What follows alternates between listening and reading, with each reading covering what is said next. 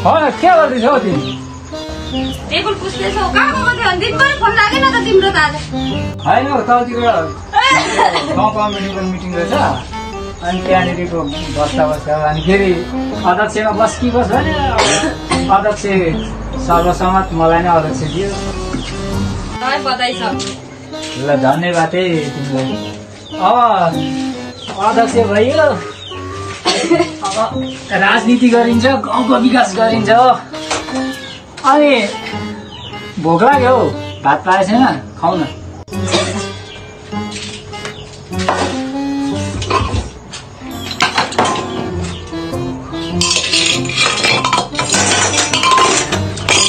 होइन के पकाऊ, के हो? तिमी त दिनभरि फोन गर्न लागेन? चामल ल्याउनु भनेर अब घरमा जे छ त्यही पकाएको 3 सिटी लाग्छु खाए खाऊ। के लागि हेर है, तेरो राजनीति गरेर चाहिँ उयो भात पाक्छ। अहिले भेट लाग्छ फेरि के अरे मार्छ क्या हो।